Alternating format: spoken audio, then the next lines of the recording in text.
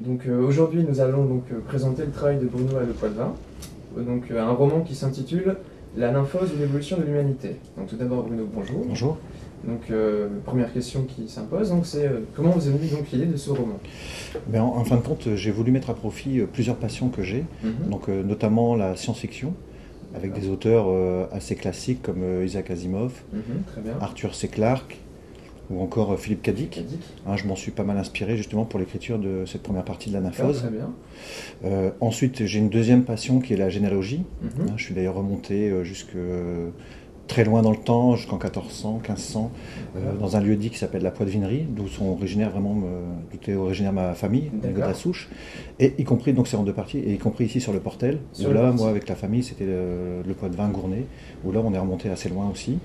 Et donc j'ai voulu justement un petit peu mixer ces différentes passions. Et donc en partant de cette idée-là, j'ai pris pour modèle un petit peu Stephen King aussi, qui a fait pas mal de romans dans le petit bled où lui il était, pour essayer de développer ça. Et donc je parle un petit peu du Portel, mais en 2984, disons, dans un futur imagé.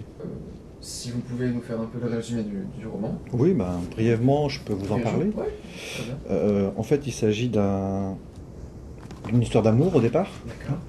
qui est née entre deux enfants, mais toujours, comme je l'expliquais tout à l'heure, c'est sur le Portel, c'est sur le Fort de l'Eure, mais dans le futur, donc qui aurait été reconstruit, parce qu'apparemment il est parti pour être détruit, le Fort de l'Eure. Donc moi j'ai justement imaginé, comme moi c'est quelque chose qui me tient à cœur, qu'il serait reconstruit dans le futur, hein, et donc sur lequel il y aurait des personnages qui vivraient, et là en l'occurrence mon roman, ça concerne qui s'appelle Isaac, un personnage qui s'appelle Isaac, et une jeune fille qui s'appelle Lilia.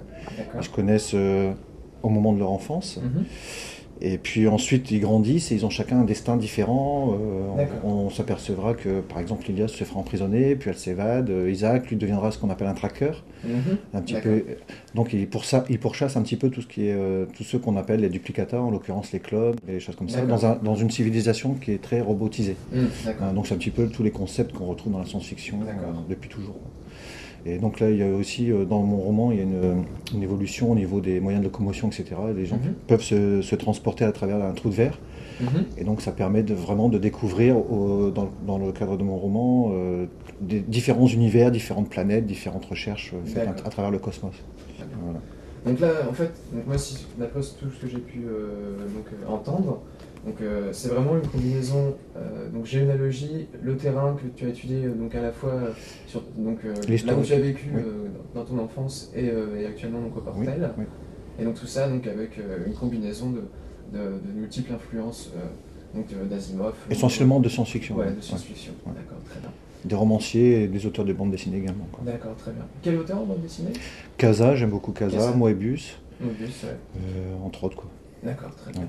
Bah, écoutez, en tout cas, merci beaucoup de nous avoir présenté ce petit roman qui a l'air tout à fait passionnant. Oui, donc c'est la première partie. Il y aura le numéro 2 qui va sortir en 2011, donc l'année prochaine. Donc comment on pourrait donc justement se fournir se procurer disons que pour l'instant, comme il vient juste d'être édité, il y a très peu d'endroits.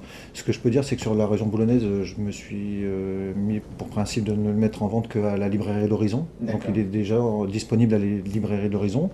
Il va être référencé dans différentes bibliothèques, un peu partout en France là par contre. Et sinon, il y a mon blog.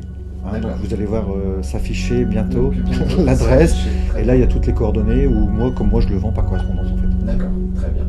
Bah, écoutez, je vous remercie beaucoup pour cet entretien. C'est moi qui vous remercie. Je vous en prie. Et donc une bonne journée à vous. Merci, à toi aussi.